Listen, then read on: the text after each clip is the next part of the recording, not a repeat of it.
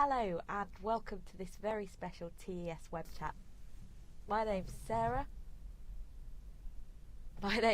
as I said, and I'm delighted to be joined today by Kerry and Catriona from Comic Relief. Hello. Hello. They're here to talk to us about Red Nose Day. We're also delighted to be joined by a full-scale cutout of Lenny Henry, the ornament no home should be without, clearly. Before we get into the main bit of the chat, we'd like to show you a video with a reminder of Red Nose Day and what it's all about. Welcome!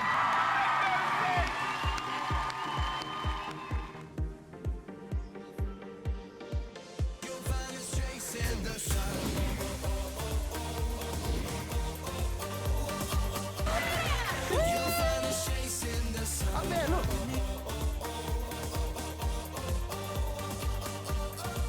You'll find us chasing the same lights fading. We're gonna play in the dark till it's golden again. And now it feels so amazing. Can see it coming and we'll never grow old again. You'll find us chasing the sun. They're real people, and you are helping to change their lives. Chasing the sun.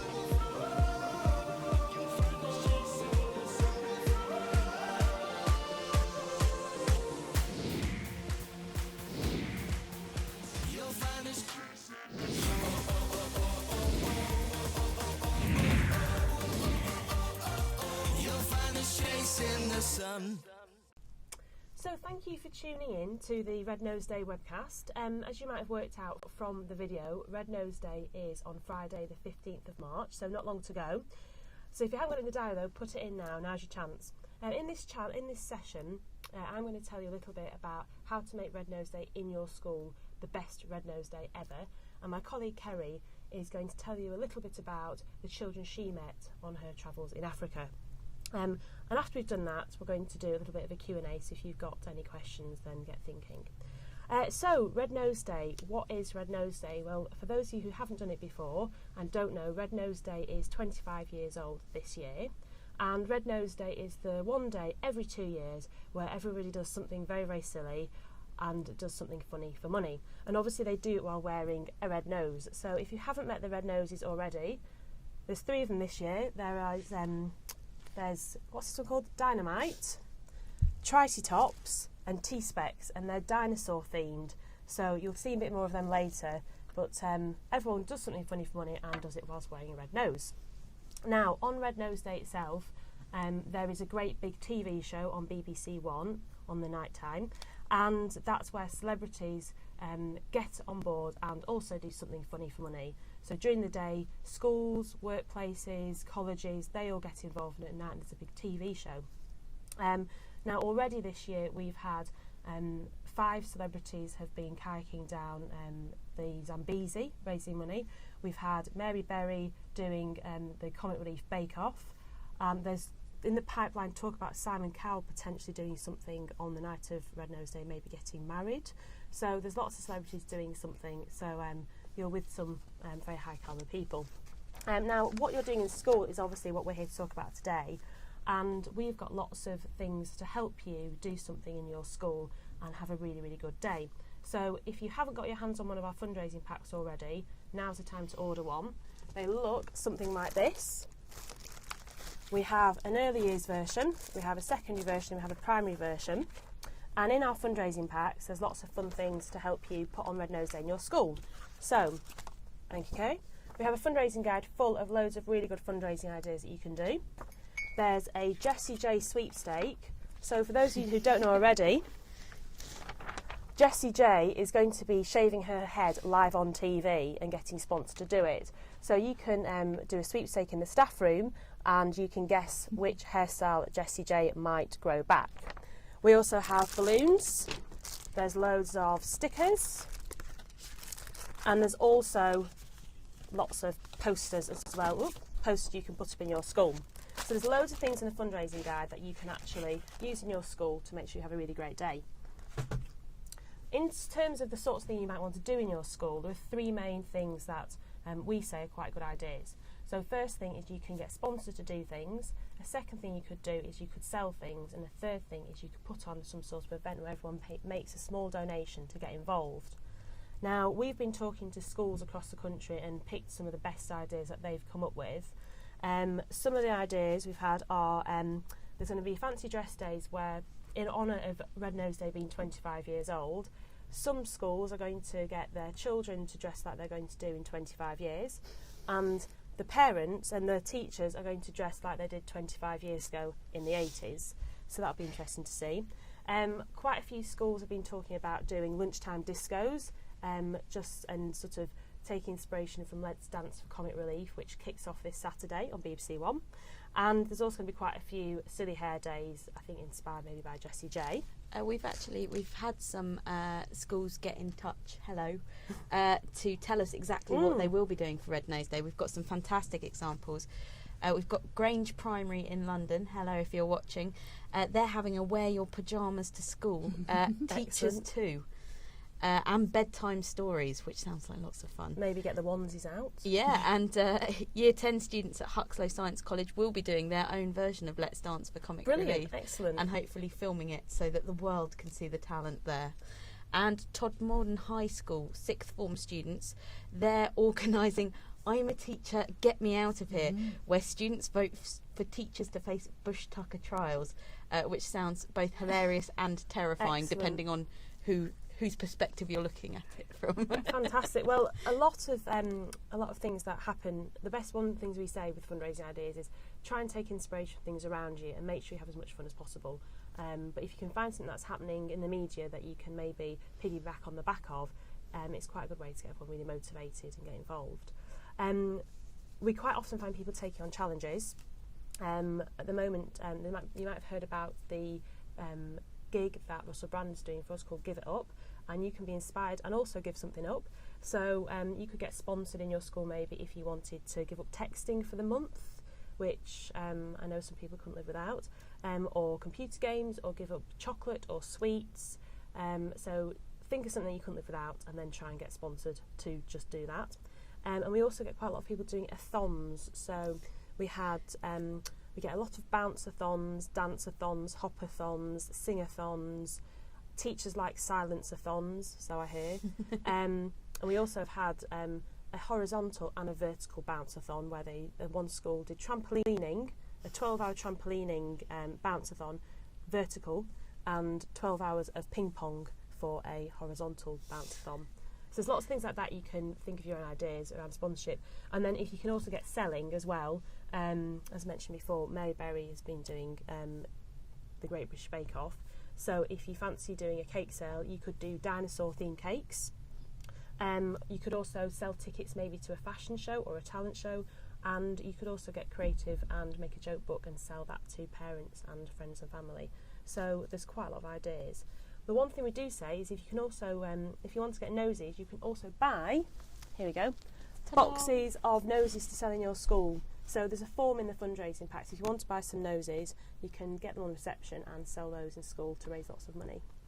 So before I pass you over to my colleague Kerry, some top tips for raising lots of money. Here we go. So get a selection of ideas. It's really important that you try and get the whole school involved so that everybody gets involved. So it's not just a few people, but everyone actually gets to enjoy the fun. So try and get as many different ideas as possible, and ones that some people can do on their own, or things people do as a group, so everyone gets involved. Often we say try and get maybe the school council or a small committee of people together to help share the jobs. So one person might be the person who decorates the school with posters, another person might be the person who sends out invitations or speaks to the local press to get in the local papers. But get a committee together. Another idea is to set a target for the school. So if you can put a big target in the reception area, in the school hall maybe, it's quite motivating people to see when they've hit the target. And a really motivating idea that we know quite a few schools do is if they hit the target, then maybe the head teacher or another member of staff gets gunked or soaked or has to do a forfeit of some sort. But obviously I did not say that. But the most important thing, I think, is make sure that everyone has lots of fun, because if it's not funny, then it isn't really Red Nose Day. So make sure you have lots of fun in the process. So I'm going to pass you over to my colleague Kerry now, who's going to tell you about some of the activities that you can do in the classroom to understand why fundraising for Red Nose Day is so important. But before I do pass this over to her, we're going to watch a film about a little boy called Robert who she met when she was in Africa. Hello there. Now, it is fantastic that you're getting involved in Red Nose Day 2013, and there are so many different ways that you can become part of the action, but it's important that you know why. Now, we all want to live in a safe, clean and warm environment, but for so many children living in poverty in Africa, this is a challenge. Urban slums are crowded and unsafe areas in towns and cities. The houses are small and poorly constructed, made from wood and corrugated tin. Where UK houses have toilets and clean running water, slum houses don't, leaving people that live there facing difficult challenges. Now you're about to watch a film about a boy called Robert. He's one of the many children that live in a slum. You see, he wanted to tell you his story, so please watch carefully and have a think about how his life is different to yours. My name is Robert. I am 8 years old. I live in Mukuru, Nairobi, Kenya.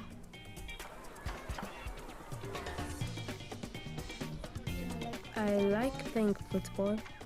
I like Seda. I like playing hide and seek. I like playing with my toys. I like my little kitty. There are 6 people in my family, and we all live together. It's me, my dad, my mom, my brothers and sister. I like that there are many people, and most of the time we are happy. But my house is too small, and it's not big enough for my whole family to live here. Overcrowding in urban slums is common. If you compare a UK house to a house in Mukuru where Robert lives, a slum house is 4 times smaller. Where a UK house may just have a few people living in it, a slum house can have up to 10 people, making it very uncomfortable and cramped to live in. My house is made out of iron sheets, wood and nails. When it rains, the water comes in. We have to use buckets to catch it. Sometimes it rains so much that the water gets onto the mattress and we have to remove it and hang it out to dry. There are big rats that enter our house. They enter through the hole and through the roof. Here, here, and here. They eat our clothes. They come and eat our food. The rice is too big.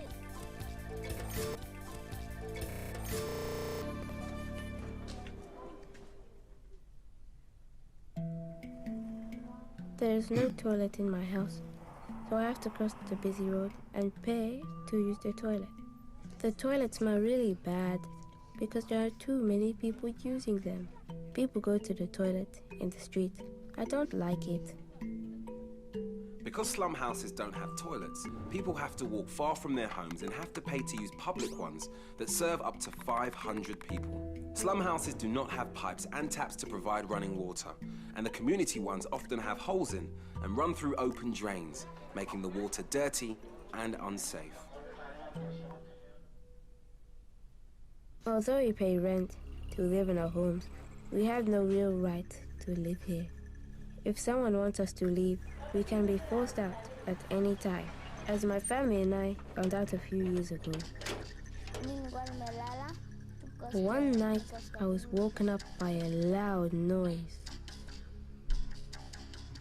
My mom came and told me there was a tractor coming to demolish our house. She told me to follow my brother outside. The tractors had come to tear down our house and build a road. We went to a stranger's house until the morning. I didn't go to school the next day. I was too scared. When I went home, the tractor was still there, but our house had gone. I was really angry that someone had woke me up in the middle of the night to take our house.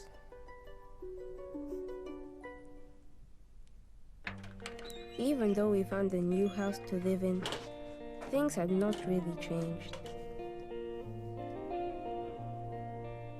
One day, I would like to live in a house with my own bedroom, kitchen, sitting room, and a nice place for playing. Do you ever wonder if the stars shine out for you? Flip down. Robert's story is no different to children living in slums across Africa. By raising money on this Red Nose Day, you could help make a difference to their lives and give them an opportunity at a life away from these slums and access to clean running water. Whatever you do, it will be brilliant and it will make all the difference. Thank you. Thank you.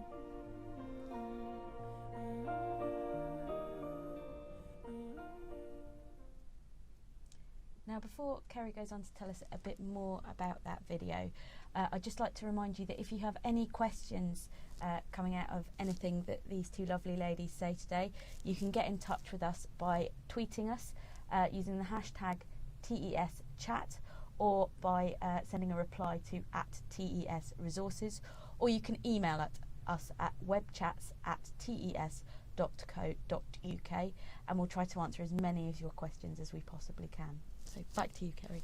Thank you. So I was very fortunate to meet Robert, who you've just heard about in the film, and I also met Renika, who is a 4-year-old little girl, and I also met a lovely 13-year-old boy called Dennis, and all those 3 children live in Mukuru in Nairobi in Kenya, and I saw firsthand their difficult living conditions and that all children and young people and families have who live in urban slums across Africa, such as lack of access to clean water, open drains and sewers, communal dirty toilets, and they're living in makeshift one-roomed homes crammed together. It was very heartening to witness all of that, but while I was there, I witnessed an amazing community who had an amazing sense of generosity and kind of openness, and who lived in such difficult and hard adversity and times. So to kind of help teachers and pupils to understand why taking part in Red Nose Day is important, we have created a set of resources for early years and primary and secondary teachers, lesson plans, activities and assemblies to help you make the most of Red Nose Day. So for you primary teachers out there who might be watching, we've created a set of Key Stage 1 and 2 lesson plans, and they are linked to the English, citizenship and PSHE curriculum. They're designed to help you and your pupils start to consider the differences between your lives and Robert's life. And you can do that by looking through some worksheets about need and wants, and also there's some role play activities about Robert's life and exploring about his situation and writing it up as a journalist. For you primary pupils out there who might be watching us, there's an excellent way of getting involved in your own learning about Red Nose Day. You may want to offer to run an assembly in your school and meet Robert as well, and you can do that by asking your teachers to run the assembly and screen the film that Robert was in just a moment ago. And also you could show our poster of Want to Come and Play at My House that has an image of Robert, and you want to put them on your classroom or in your library or in your school corridor to make your whole school aware of Robert's situation. For you secondary teachers out there, we have some Key Stage 3 and 4 lesson plans, and they are also linked to English, citizenship, PSHE curriculum, and they're designed to help you work with your students to empathise with Dennis's situation. There is also a 5-minute film where Dennis explains about his story and about his living conditions. The worksheets and PowerPoints help your students consider the differences between theirs life and Dennis, and also to help you understand the term urban poverty and the difficult choices that are made in living in poverty. For you secondary pupils out there, there are ways that you can get involved in your own learning for Red Nose Day.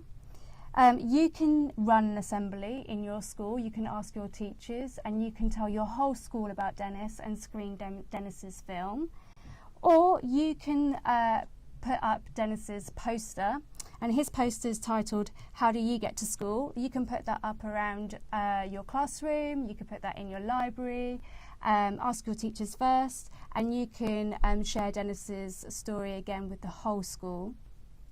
And for you reception and early years teachers out there, we have a lovely story poster that talks about Renika, who I believe is behind me, if you can see me.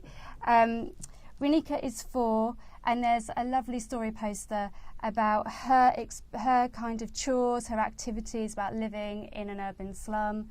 And then following on from that, there are a few activities that you can work with your children to make them aware of global issues and the wider world. So exclusively on TES, there are some geography resources for Key Stage 2 and 3 and 4, and they are focusing on the causes and consequences and solutions to living in urban slums and urban slums in general. And the resources also encourage teachers to use and develop inquiry-based learning within the classroom. Also featured in the TES magazine, there is an excellent exploring map of Africa that can be used for primary and secondary and reception aged children that you can display on your classroom or in your library and get your pupils and students thinking about the countries and the continent of Africa through individual or group research. And finally, if you are using our Red Nose Day resources, we would love to know what you think about them. And you can comment on Twitter at #TESRND, Red Nose Day. And in telling us what you think, you could win 2 tickets to the Give It Up concert for Comic Relief, as Catriona talked about earlier, which is being hosted by Russell Brand. So that's a quick roundup of all the learning resources that are available to help you with your pupils and students to understand why fundraising for Red Nose Day is really important. But before I think we wrap up, I think we're going to take some questions and answer any queries that you may have about any fundraising activities that you might want to hold in your school or any learning questions.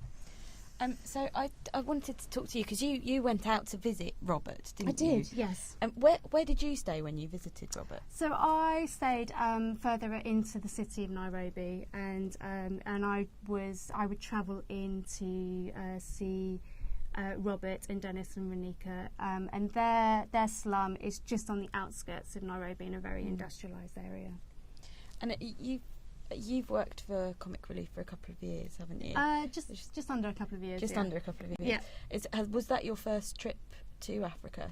It was my first trip to Africa for Comic Relief. Mm-hmm. It was not my first trip to Africa. I've been to Africa in different countries in Africa several times before, working with different young people.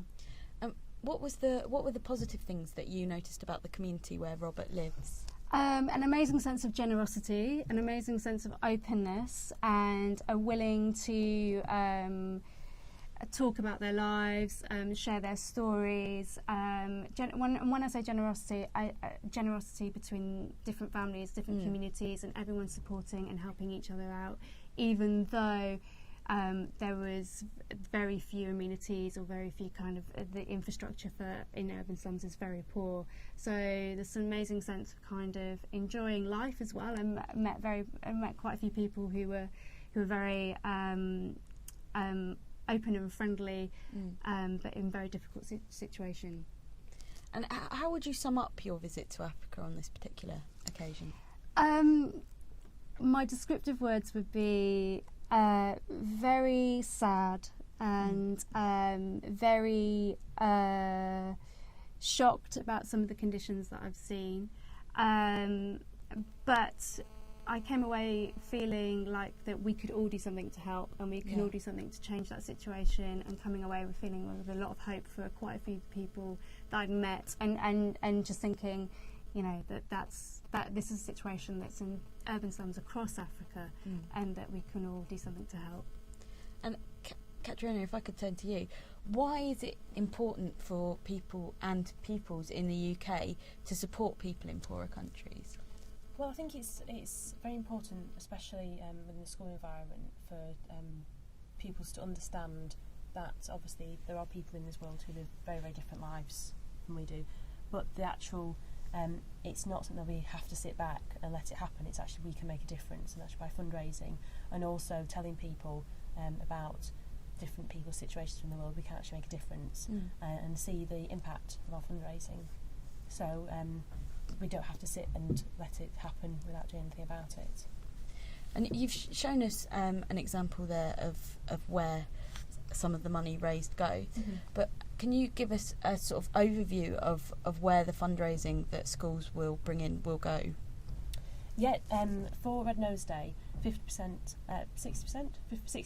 of the money that is raised will go to Africa, and 40% will stay here in the UK.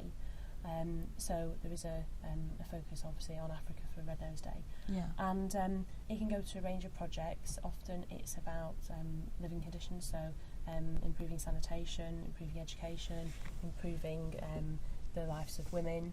And in the UK there's a range of projects ranging from children who have to help in the home and care for maybe for a relative or a parent, through to running youth groups, to the other end of the spectrum where it's projects that work with elderly people with dementia and the likes. Okay, brilliant. And if I come back to you and to Robert, what do you think some of the similarities between Dennis and children in the UK might be? Well, in the film that you just saw, you saw Dennis Robert cleaning his teeth, you saw him having breakfast with his family, you saw him getting ready to go to school. So those are big similarities that children will have with Robert. The big differences are, and obviously in the film again, it explores that, which is, Robert has to cross a busy road to use a public toilet, and he has to do that every time he wants to go to the toilet. He also has to go and collect water. There isn't a tap in his house, so that's a major difference to what some children might have in the UK to Robert's. So in exploring the differences and exploring the similarities, we're hoping that young people will be able to empathise with Robert's situation and kind of understand how and what it must be like to live in that situation as well. We've heard a lot about sort of the types of things that people can do to be funny for money, and had a look at the fundraising packs. Where can people go to if they want more information on what exactly they can do and how they can get their hands on these types of things? Well, everything that you've seen today is on rednoseday.com/schools, and then there's also a link from our website to the TES website where you can find a lot more of the learning resources as well. Okay, brilliant. Well, all that's left for me to do is to thank Katrina and Kerry very much for coming in to visit us today. This chat will be up online for you to watch again in a day or so, so hopefully you'll be able to watch it back and get more inspiration as we get closer to Red Nose Day. You can join us again for more chats. We've got 3 authors coming up in the run-up to World Book Day, and if you want more information on those authors and the dates and times, you can go to tes.co.uk/webchats. But bye for now.